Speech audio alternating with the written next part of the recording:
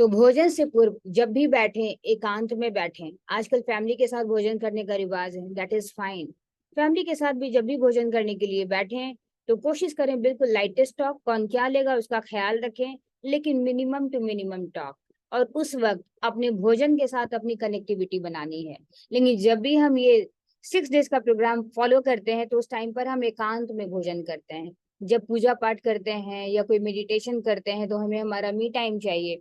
वैसे ही उस भोजन की प्रक्रिया आपके शरीर के साथ एक बहुत डीप कनेक्शन बनाने वाली है, राइट। तो हम क्या भोजन करते हैं उससे भी कई अधिक गुना मायना रखता है कि हम कैसे भोजन करते हैं। तो टेक्नोलॉजी फ्री होकर के भोजन करना है, न किताब को पढ़ना है भोजन के वक्त में, और ना ही भोजन के वक्त में बात करना है, ना ही भोजन के टाइम पर कोई और कार्य करना है।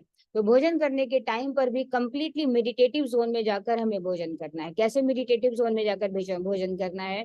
लाइक अपने खाने को ऐसे हाथ से टच करेंगे, उसके टेक्सचर को फील करेंगे, उसके टेक्सचर को यू फील किया, और उसके टेक्सचर को फील करके उस फूड चेन में जो भी इन्वॉल्व है, किसान इन्वॉल्व है, नेचर के 5 एलिमेंट्स इन्वॉल्व हैं, इंसेक्ट्स इन्वॉल्व हैं, प्लस वो truck driver, wholesaler, worker, retailer, वो शॉपकीपर, वो जिसको अर्न कर रहा है, अर्नर, जो उस भोजन को बनाकर आप पहुंचा रहा है, उन सबको उस फूड चेन में हम विजुलाइज करेंगे और उसको ग्रैटिट्यूड पे करेंगे। यानी जिसके साथ हम डायरेक्टली और इनडायरेक्टली कनेक्टेड हैं, जिसकी बदौलत मुझे ये फूड मिल रहा है, उन सब के लिए प्रेयर।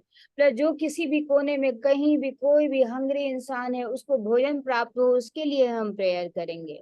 प्लस ग्रैटिट्यूड पे करके अपने भोजन को समर्पित करेंगे। आपने देखा होगा अपने दादाजी को या किसी ऐसे बुजुर्गों को कि भोजन से पहले नैवेद्य अर्पित करते हैं, यानी कि अपने भोजन को हम अर्पित करते हैं, ठीक है। और जल से उत्सर्ग करते हैं। जल से उत्सर्ग का मतलब ये होता है कि जल के अंदर इतनी कैपेसिटी है कि वो किसी भी चीज को शुद्ध बना सकता है, हमें नहलाकर शुद्ध कर सकता है, हमारे कपड़ों को धो सकता है, यानी किसी भी चीज को शुद्ध कर सकता है। तो ये कैपेसिटी किसके अंदर है? सिर्फ और सिर्फ जल के भीतर। तो अपने भोजन को ऐसे करके जल से उत्सर्ग करके समर्पित भाव से उसे समर्पित कर देना, और उस जल के साथ ये प्रण लेना कि जो भोजन मैं अपने शरीर के भीतर डाल रही हूँ, ये भोजन मेरे शरीर में जाकर बिल्कुल मेडिसिन की तरह काम करे, यानी कि all the poisons will turn into the medicine within my body, ठीक है। और उसके बाद उस जल को उत्सर्ग करके धरती माँ को समर्पित कर सारे, ठीक है। फिर इसके बाद जो पहला भोजन का निवाला लेंगे तो कैसे खाएंगे? आपने ऐसे भोजन का निवाला अपने मुंह में डाला और उसके बाद हैंड्स फ्री भोजन करेंगे। हैंड्स फ्री भोजन का मतलब क्या होता है? बहुत सारे लोग क्या करते हैं, ऐसे भोजन डाला और दूसरे निवाले के साथ आपका हाथ लग चुका होता है, नहीं तो स्पून से उठाया और दूसरा स्पून उठ चुका होता है। इसकी वजह से क्या होता है कि उस भोजन के साथ, उस निवाले के साथ आपकी कनेक्टिविटी पूरी बनी नहीं और दूसरा निवाला रेडी हो चुका है। आप कितनी भी कोशिश करेंगे फिर भी आप भोजन को चबा नहीं पाएंगे। तो क्या करना है, भोजन ले लिया अपने मुंह में, आंखों को बंद कर लिया, एक हाथ के ऊपर एक दूसरा हाथ डाल दिया और कंप्लीटली एंड कंप्लीटली कनेक्टेड हो गए अपने उस भोजन उसने वाले के साथ, ठीक है। और जैसे ही आप इस तरीके से आप भोजन करते हैं तो आप देख पाएंगे कि आपने जो वो भोजन किया है उस वो आपके एक एक सेल्स एंड टिश्यूज में जाकर इम्बाइब होगा और मेडिसिन का काम करेगा। तो इस तरीके से भोजन करना है। क्लियर है सबको? ठीक है। तो यानी कि भोजन कैसा होता है? भजन के समान। तो बिल्कुल भजन के समान अपने उस भोजन को करेंगे। फिर जब एक निवाला कंप्लीटली आपके गले के नीचे से उतर जाएगा तो ही आपको दूसरा निवाला पिक भी करना है अपने हैंड में, भले आप चम्मच से खा रहे हो या हाथ से खा रहे हो। हाथ से खाएं तो अति उत्तम, क्योंकि आपकी 5 उंगलियां पंचतत्व का द्योतक है। आपके सारे टिप्स में जितने भी आपके नर्व एंडिंग्स हैं सब है, और ये सब आपके एनर्जी पॉइंट्स हैं, ठीक है। तो जब भी अगर हम भोजन को हाथ से टच करते हैं तो हम उसके साथ कनेक्ट हो जाते हैं। फिर इसके अलावा आपको किसी भी सॉलिड फूड को आपको पीना है, यानी कि drink your solid and eat your liquid. इस बात का ख्याल रखें, drink your solid, eat your liquid. जो भी भोजन आप कर रहे हैं जब तक वो बिल्कुल लिक्विड ही ना हो जाए उसको अपने गले के नीचे से नहीं उतरने दें।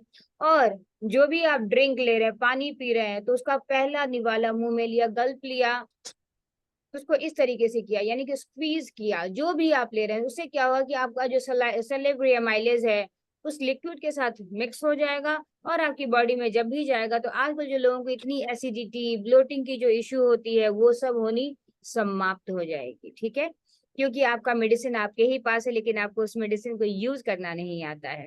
तो जब भी लें, सिर्फ एक कुंजल के वक्त आपको बहुत तेजी से पानी पीना है। इसके अलावा जब भी पानी पिए तो पानी को सिप सिप करके पानी को पिए, सिप सिप करके पानी को पिए, ठीक है। जब भी जूस पियेंगे तो स्क्विश करके पियेंगे।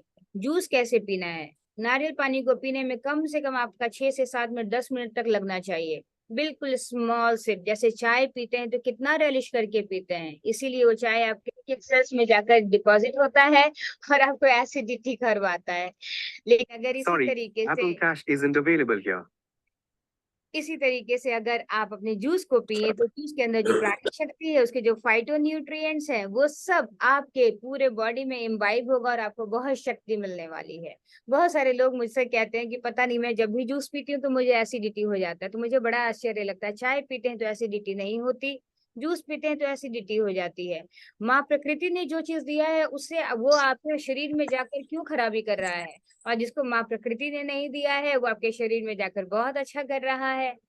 आप पिज्जा बर्गर खाकर आते हैं तो आपको कोई ब्लोटिंग नहीं होती है, लेकिन अगर आप सिर्फ फ्रूट खाकर रहते हैं तो आपको लगता है कि अरे मुझे तो कुछ ब्लोटिंग सी हो रही है, क्योंकि माइंड उसके साथ रॉन्ग पैटर्न के साथ कनेक्ट हो गया है। तो फूड के साथ एक गुड माइंडसेट को क्रिएट करना है, कैसे भोजन करना है इस चीज को सीख लें आज से। तो भोजन भजन के समान करना है, सॉलिड को लिक्विड में कन्वर्ट करना है और लिक्विड को खाकर यानी कि स्क्विश करके अपने टंग के ऊपर रोल करके, नहीं तो जूस लिया and then gulp it, right, in this way. और जब आप इस तरीके से करेंगे तो आपका जो हंगर का लेवल है, हंगर क्यों आता है? क्योंकि आप जैसे ही भोजन को देखते हैं ना तो आप डिस्परेशन में होते हैं। जिस चीज में स्वाद लगता है कितना जल्दी उसको अपने भीतर डाल लें, उसको बिल्कुल स्वाद लेकर आंखों को बंद करके रेलिश होकर खाइए।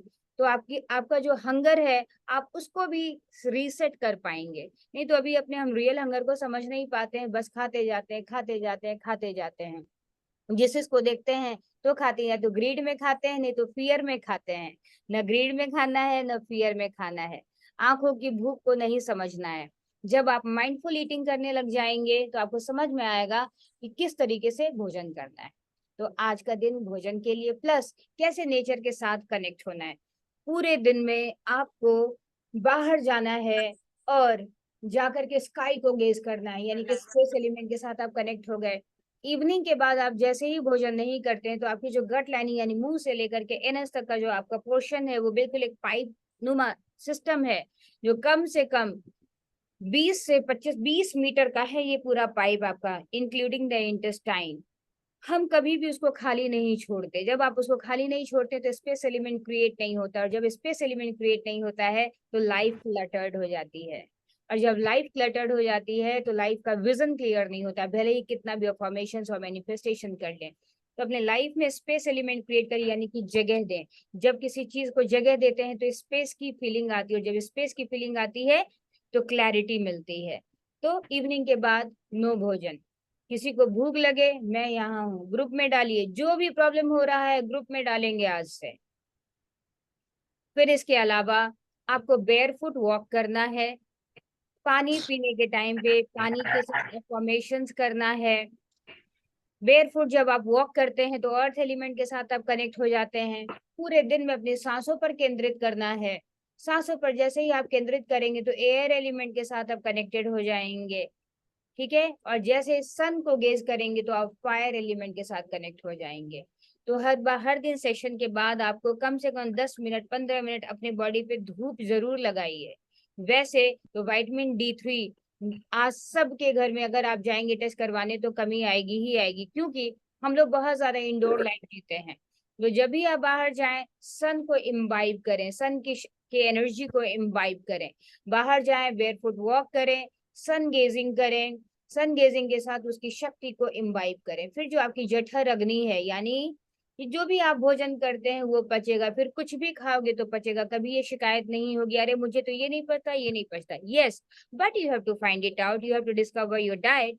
कि मेरे शरीर के लिए माँ प्रकृति ने क्या डिजाइन किया है। कोई चीज अच्छी तो है, लेकिन वो मेरे लिए भी अच्छी है क्या?